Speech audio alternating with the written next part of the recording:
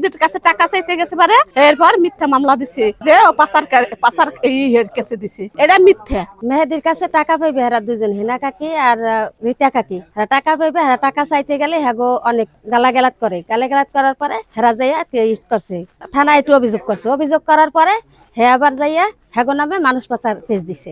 হেরা তো মানুষ পাচার করে না, হেরা তো অনেক ভালো লোক, হেরা ভদ্র লোক, হেরা মানুষ পাচার করে না। তাহলে এখন আমি এই মিথ্যা কেসটা কি জন্য দিল, এর জন্য আমরা বিচারছি। আমার ভাবির নামে মিথ্যা মামলা দিছে। যে সময় বিদেশ যাইতেছে মেহেদি, তখন যাইয়া আমার মা নাই, আমার বিদেশ যাওয়ার জন্য টাকা দেন, আমার ভাবি টাকা দিছে 3,85,000 টাকা। এই টাকা চাইতে যাওয়ার কারণে আমার ভাবির নামে মিথ্যা মামলা দিছে। এটা হলো মিথ্যা কথা, একটা সব মিথ্যা কথা। এখন এটা দৃষ্টান্তমূলক বিচার চাই। আমরা শুনছি যে ওই যে মেহেদি বাহিরে যাওয়া দিছে পার আর কি টাকা চাইছে, তাই টাকা চাইছে পার মনে করছে আপনার বাসুরের পোলা যাইতে পারে না, তা আমরা টাকা দেই, ছেলেটা যাইয়া পারুকো। ছেলেটা পার হয় নাই, দেশে ফিরিয়ে আইছে। এখন এই টাকা চাইতে গেলেই এখন মনে করেন অনেক নির্যাতন করে, অনেক বকাবকি করে। এরপর কয় তুমি মানুষ পাচার করো। আমরা তো দেশের মানুষ, পাশে প্রতিবেশী, আমরা তো কোনোদিন আর শুনিও নাই আর আমরা দেখিও নাই যে উনি মানুষ পাচার করে। এখন আমরা এর বিচার চাই।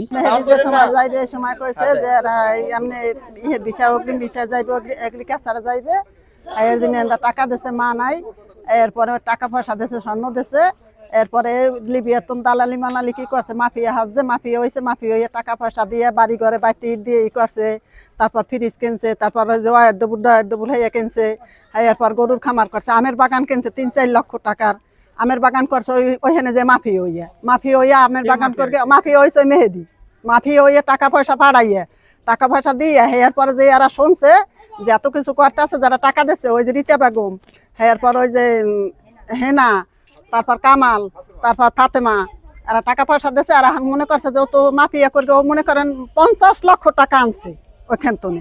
এই 50 লক্ষ টাকা নিয়ে করতে আছে পরে এরা আলাপ পাইয়া এরা টাকা চাইতে আছে পরে এরা এই টাকার জন্য ওই অত্যাচার গালাগালি বকাবকি করে। রাস্তার সাইডে বাড়ি, এরা কিন্তু মান সম্মান আনা লোক, এরা কোনোদিন এই সমস্ত কাজ করে না কারণে এর জন্য আর নামে মিথ্যা মামলা দিচ্ছে।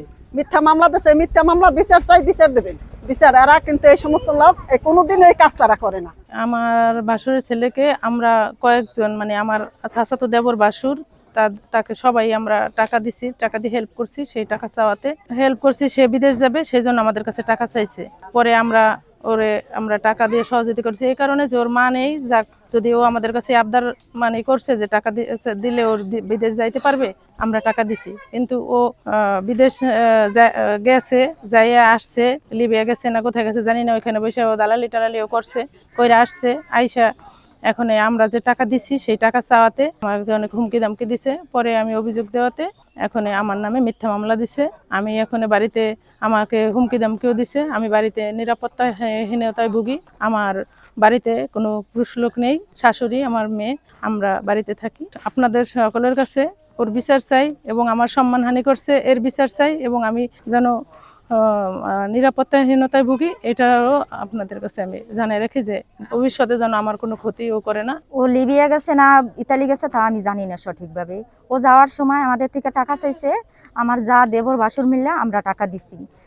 ও দেশে আসছে, শুনছি লোকের কাছে যেন মাফিয়াগিরি করছে, এবং ওই লিবিয়া থাকা অবস্থায় ও অনেক কিছু করছে। আমের বাগান করছে, বাড়িতে ইট দিয়া ঘর উঠাইছে, ঘরে ওয়ার্ডরোব কিনছে, ফ্রিজ কিনছে, এবং ওর টাকাও আছে, অন্য মানুষের অ্যাকাউন্টে ওর টাকাও আছে। তো আমরা গেছি টাকা চাওয়ার জন্য, যে এত কিছু করতেছে সামথিং ভাবে আমাকে দিয়ে দে। ও এটা না দিয়া হয়রানিমূলকভাবে আমাদের মিথ্যা মামলা দিছে। আমরা যদি এই এর সাথে কোনোভাবে কোনো কিছুতে জড়িত থাকি, তাহলে আপনারা সুস্থ তদন্ত করিয়া এটা সঠিক বিচার করেন, এবং আমাদের যে মান সম্মান হানি করছে এইটার আপনারা সঠিক বিচার দিবেন আমাদের।